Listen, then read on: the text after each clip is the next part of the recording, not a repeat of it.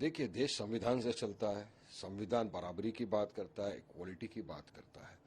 तो अगर इनका ऐसा बोलना है कि आई लव महादेव बोलने वाला ही मेयर बनेगा मुंबई का, तो मैं तो संविधान का पालन करने वाला आदमी हूं। तो मैं तो यही बोलूंगा ना कि अगर वो बन सकता है तो आई लव मोहम्मद सल्लल्लाहु अलैहि वसल्लम बोलने वाला क्यों नहीं बन सकता?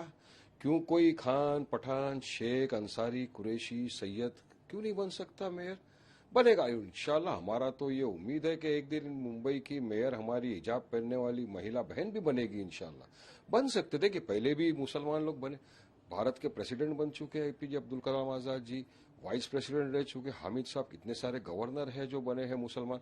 मगर ये बोलना कि नहीं, ये बोलने वाला ही बनेगा, ये बिल्कुल असंवैधानिक है। ऐसा नहीं है, जनता जनार्दन है। पब्लिक जिसको मोहब्बत से नवाजेगी, वोटों से नवाजेगी, वो जीतेगा और इंशाल्लाह मेयर बनेगा। तो मुसलमान भी बन सकता है मेयर, मगर इनको तुष्टीकरण करना है, पोलराइज करना है, नफरत फैलाना है, क्योंकि इनके पास डेवलपमेंट की आप बात करो, जवाब नहीं है इनके पास।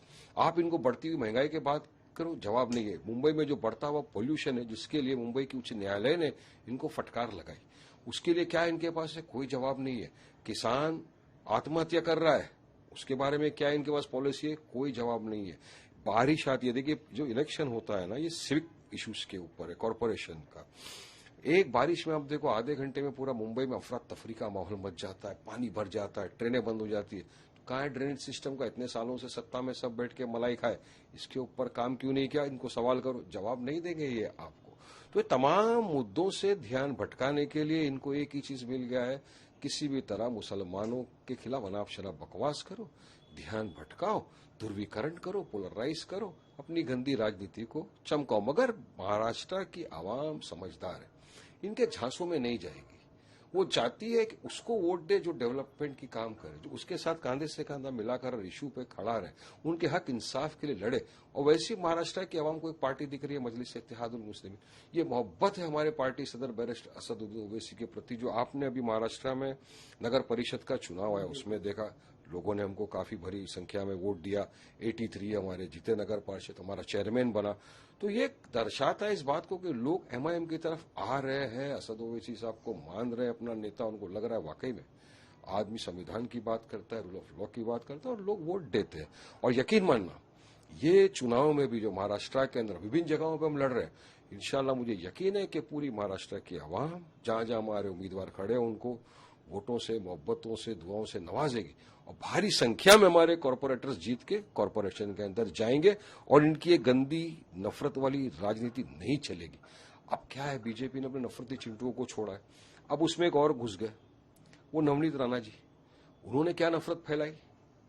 मुसलमान के 19 बच्चे होते हैं, तो आप हिंदुओं को 4-4 बच्चे पैदा करो, 5-5 बच्चे पैदा करो। अरे मैडम, किसने रोका है आपको पैदा करने से? रोक बनाइए, आप भी पैदा करिए।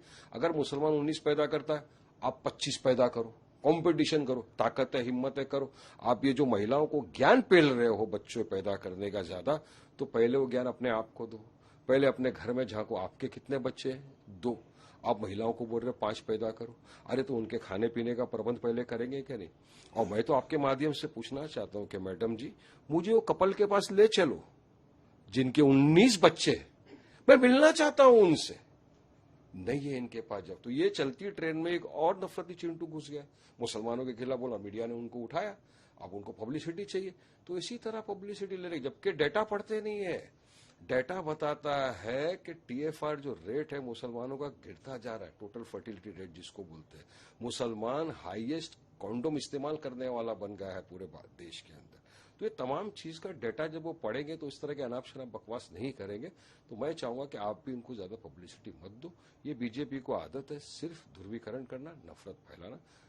कॉरपोरेशन चुनाव में जनता जवाब देगी। आंकड़े की आपने बात की, तो एमआईएम की क्या तैयारी है? क्या आंकड़े मैदान में उतारने की तैयारी है? क्योंकि जिस तरह से आपने कहा कि 83 जो आंकड़े आए हैं, वो बहुत बड़ा जवाब है, बहुत बड़ा तमाचा है उन लोगों पे जो एमआईएम को बहुत कम में आंकते थे। देखिए, बिल्कुल हमारी पूरी तैयारी है। मजलिस इत्तेहादुल मुस्लिमीन महाराष्ट्र के अंदर विभिन्न जगहों के ऊपर नगर पालिका का चुनाव लड़ रही है, और पूरी ताकत के साथ, पूरी मजबूती के साथ हम चुनाव में मैदान में उतरे हैं। हमारी पूरी टीम रेडी है। बैरिस्टर असदुद्दीन ओवैसी साहब के नेतृत्व के अंदर हम ये चुनाव लड़ेंगे। हमारे भाई इम्तियाज भाई है औरंगाबाद के, हमारे जो प्रेसिडेंट है, वो रहेंगे और पूरी तरह मजबूती के साथ हर एरिया के अंदर। और मुझे यकीन है कि जहां जहां भी हमारे उम्मीदवार खड़े हैं, जितनी भी जगहों पे, वो 1-2 दिन में क्लियर हो जाएगा कहां कहां से कोई खड़ा है, किस किस को टिकट दिया है। हर जगह से मुझे यकीन है कि इस मर्तबा हमारे को भारी संख्या के अंदर लोगों के वोट मिलेंगे, दुआएं मिलेगी और हमारे ज्यादा से ज्यादा कॉरपोरेटर चुन के कॉरपोरेशन में जाएंगे और लोगों का विकास का, लोगों के हक इंसाफ की बात करेंगे, काम करेंगे। Our work is our identity, ये हमारी पार्टी मजलिस इत्तेहादुल मुस्लिमीन का मोटो है और उसमें हम खरे उतरेंगे इंशाल्लाह। वाइस जी, एक आखिरी सवाल। हमने देखा है कि बांग्लादेश में जो जाति का जो आग है, चिंगारी है, वो बांग्लादेश तक पहुंची है। वहां पर वीएचपी की तरफ से विरोध प्रदर्शन किया जा रहा है कि हिंदुओं को मारा जा रहा है। फिर उसके बाद ये भी बात सामने आ रही है कि माइनॉरिटीज जो है वो भी वहां परेशान हो। देखिए, वहां पर भी जो हो रहा है, अगर किसी माइनॉरिटीज के ऊपर मॉब लिंचिंग हो रही है तो मैं इसका पूरी तरह से खंडन करता हूं, कंडेम करता हूं, निंदा करता हूं कि किसी को भी इस तरह की मॉब लिंचिंग करके किसी की जान लेने का अधिकार नहीं है। सबको कायदे कानून का पालन करना चाहिए, संविधान के दायरे में अपनी बात रखनी चाहिए, अपना काम करना चाहिए, नहीं होना चाहिए। देखिए, कोई भी रिलीजन किसी निहत्थे को भीड़ जमा करके मारने की इजाजत नहीं देता कि आप किसी की जान लो। किसी की जान लेने की इजाजत किसी को भी नहीं है। तो मैं इसका पूरा खंडन करता हूं। साथ ही साथ मैं बताऊंगा कि हमारे भारत देश के अंदर भी हर आए दिन हम आप देख रहे हैं कि किस तरह बेगुनाह बेकसूर मुसलमानों को कभी जेएसआर नहीं बोलने की बात पर, कभी गाय के गोश्त की शक की बुनियाद के ऊपर मॉब लिंचिंग करके भीड़ द्वारा उसको कत्लेआम कर दिया जाता है, उसको मार दिया जाता है। ये भी कंडेमनेबल है। खंडन इसका भी सबको करना चाहिए कि ये ना हो। सबको रूल ऑफ लॉ फॉलो करना चाहिए। मगर होता क्या है, अब यूपी के अंदर देखो अखलाक की मॉब लिंचिंग हो गई तो उसके जो कातिल थे, दरिंदे जो बाहर छूटे थे, तब बीजेपी की सरकार वहां बोलती उन पे से तो केस भी विड्रॉ कर लेंगे हम। तो केस विड्रॉ करोगे जिन मॉब लिंचर्स के ऊपर से, तो फिर इनको तो बढ़ावा मिलेगा ना। अब उनको मिठाई खिलाओगे, फूल हार पिलाओगे तो बढ़ावा मिलेगा ना। तो कहीं पर भी मॉब लिंचिंग हो, ये कंडेमनेबल है, ये नहीं होना चाहिए। हम तो चाहेंगे कि वहां की सरकार भी इस बात का संज्ञान ले और माइनॉरिटी का जो प्रोटेक्शन है वो करे। हम तो चाहेंगे कि भारत सरकार भी इसके अंदर इंटरवीन करे ताकि कहीं पर भी किसी माइनॉरिटी के ऊपर जुल्म ना हो।